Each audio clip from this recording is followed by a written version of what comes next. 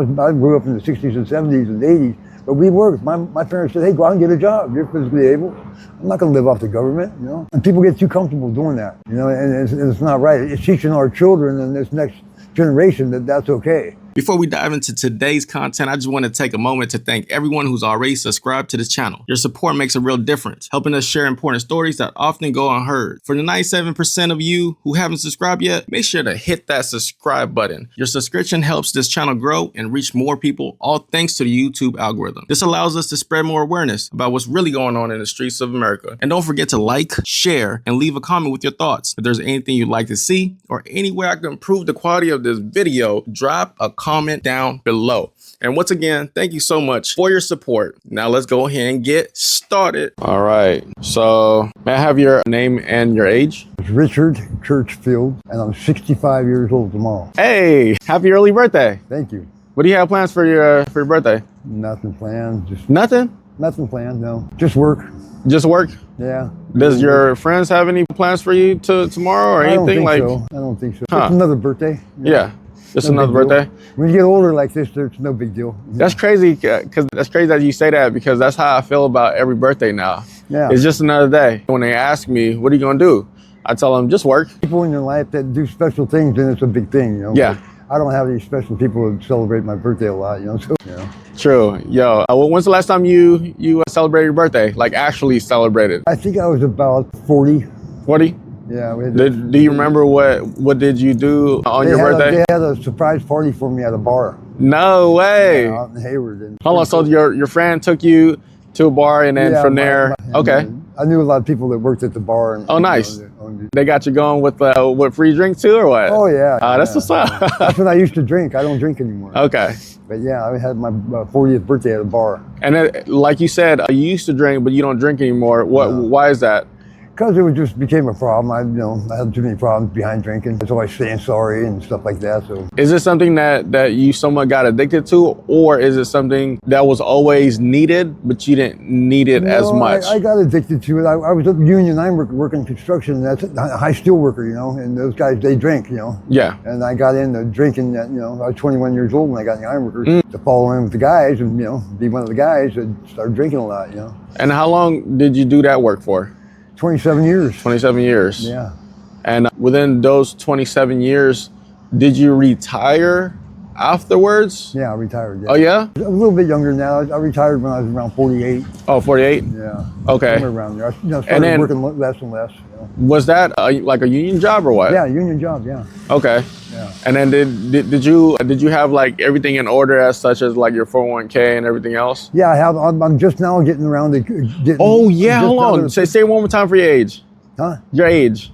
65. 60. Yo. I'll be 65 tomorrow, yeah. So that means you're going to get your Social Security 401k and everything else. everything, yeah. Hey, that's what I'm talking about, man. Oh my God. Hey, I'm proud of you. No, seriously, because next week I'll be. Matter of fact, I was trying to go to DMV to get the ID for the Social Security. yeah, there we go. Yeah.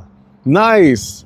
Oh man, that's great news. Yeah, yeah. Oh my God. That's And then a milestone for me. yeah, so that means you'll be able to relax now as much. I'll still work. You'll still work? I'll still work. Okay, yeah, and to then stay healthy. You know, I don't want to have a heart attack. you know. True. And then the reason why you say you're still gonna work is just to stay active, huh?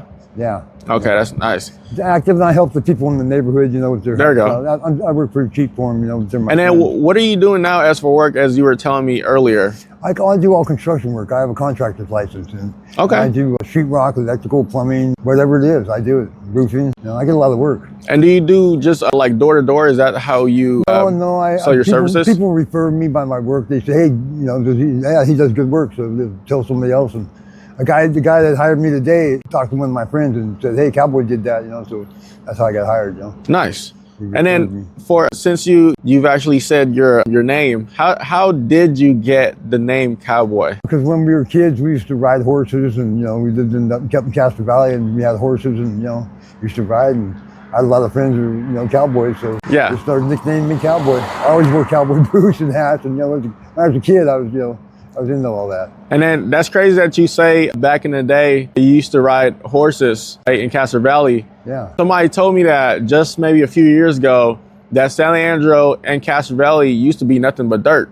Yeah. Well, when I moved there, and we moved there in 1964, And it wasn't dirt, it was asphalt, but there was a lot of people riding horses, you know, around. You see your friends riding around on horses. You know, a lot of horse pastures and stables and stuff. Yeah, a lot of Crow Canyon and Coal Canyon to go out. And, you know, a lot of canyons. So. Yeah, I mean, Castro Valley does have hills too. So. Oh yeah, well, Castro Valley was famous for raising chickens, a chicken town. These aren't allowed in residential area though, because the roosters. In California? Not in California, not allowed in the residential area. You know how many people I know that have chickens in their backyard? I know. I had one in my backyard, and people over the fence had it, and they just wake me up every day at 4 o'clock in the morning. Yeah, roosters, yes. Yeah, they're not allowed to. They're not allowed at all? No, they're not allowed. So there's a law. It's a farm animal, you know? Okay. Not allowed in the residential area. It can be in the agricultural area, I think, but not in residential. That's crazy. I never knew that until now.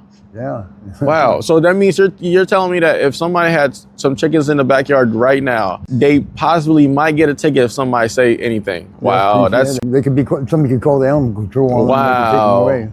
You know, they have to get rid of them. Well, that's something. You know, that's something that's, as for one, good to know, and then. Again, I'm always learning something new every day. Yeah, well, that's good. That's good. You know, they have down here in Oakland, it's real common to have chickens, you know. Yeah, that's why I said. I know a hell of people with chickens right now. I live in Castro Valley, they don't have roosters and chickens. Oh, yeah. But the other thing is, so what do you think about what's going on right now in Oakland with all of this demolishing of every encampment that's going on? They should have a place for them to be there. But then again, there's people that have those camps and stuff, they make a mess. I mean, they don't care about the trash. They don't care. There's just garbage everywhere, and people are fed up with it. You know, I mean, if they had a little bit more, you know, common sense to pick up your trash and you know that kind of stuff, it would probably work better. But you know, there's a lot of homelessness. That's just too many, you know, and they can only do so much with it. I know that it's a process. It takes a while, you know.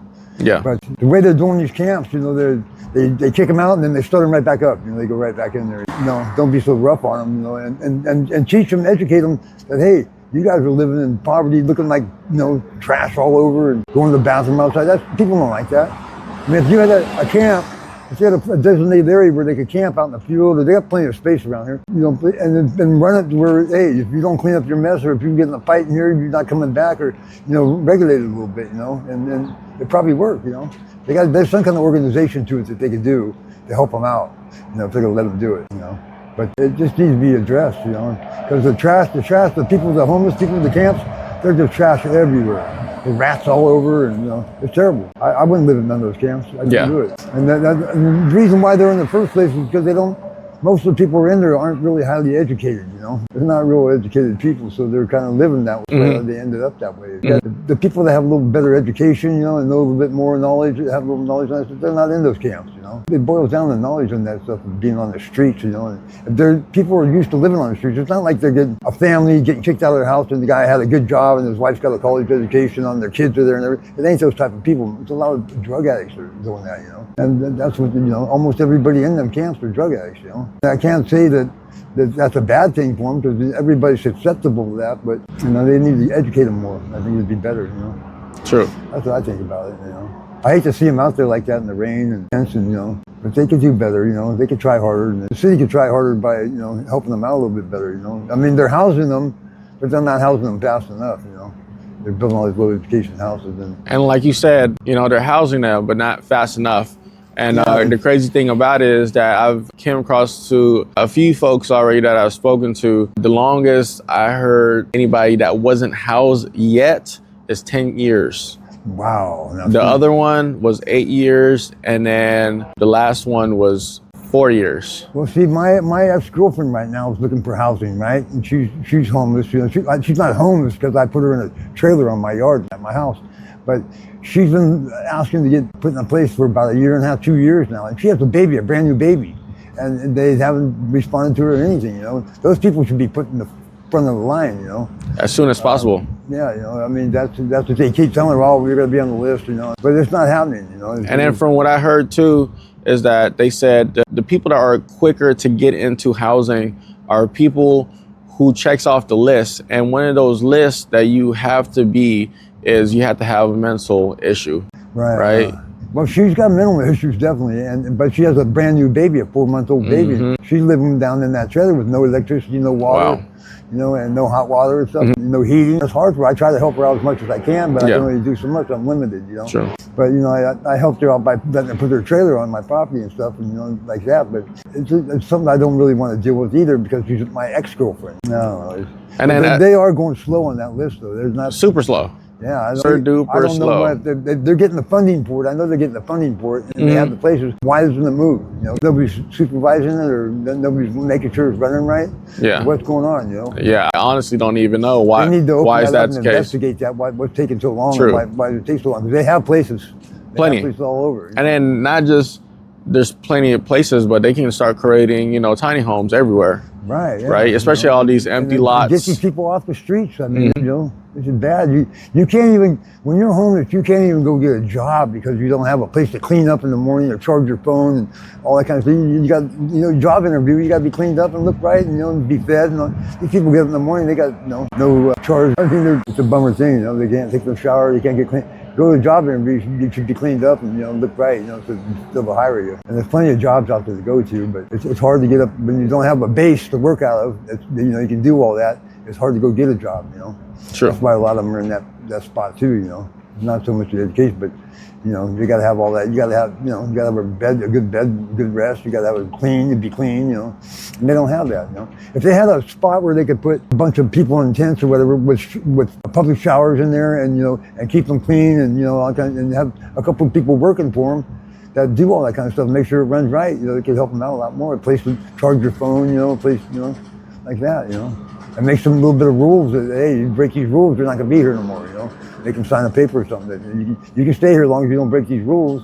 You'll be able to get a shower, you'll be able to charge your phone, A lot of people donate food and stuff all the time, Help them out a little bit more, They're not helping them out very much. I mean, there's a lot of churches that give away food, stuff like here they give away the food in exchange, but it's not enough. A hot meal and a cup of coffee in the morning makes a lot of difference, Yes. It really does, So the question that I do have too, you were explaining earlier that you own a home, and how long have you been owning your home now? Well, I had a couple homes. I've been owning this home here for about 4 years. My brother passed away and left us the house. I'm sorry to hear that. We didn't know he had passed away for about three years or so, and we put a missing persons report out on him, and we found out that he died, and we got the will and stuff. We owned the home, my brother and I. So we got all the title, changed over and all that kind of stuff like that. We're just now getting into it, But there were squatters in there for a long time, and it was hell getting them out. So we're just now getting all that taken care of, So, it's coming along, but it's been about 3 years, 2 years since we, got the squatters out of there, that we found out we had it, Yeah. But I owned a home before that in Castro Valley and, sold it and stuff. And, when I got divorced and my ex-wife got half and all that kind of stuff. So, I might look like I am, but I've never been homeless ever. I've always had It's just because, the reason why you look the way you look, right, is because you're a hard-working man. Yeah, well, I was crawling underneath the house today. I was underneath the house fixing the guy's plumbing today. Yeah, I look like this with my work clothes. I'm going home to get cleaned up because, And if the other thing that I do want to ask you, what can you tell to the people that are watching this that might be living on the streets and they've been living on the streets for years, and it seems like they're just doing the same thing over and over and over again, not wanting change, but they do want change.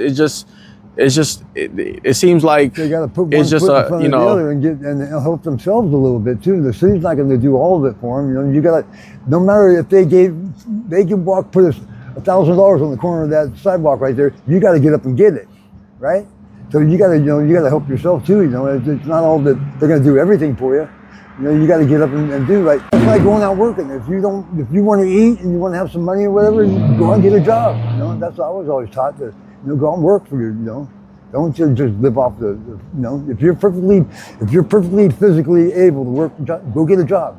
That's what this country was built on. We worked, in the 50s and 60s. That's how I was raised. I grew up in the 60s and 70s and 80s, but we worked. My parents said, "Hey, go out and get a job. You're physically able.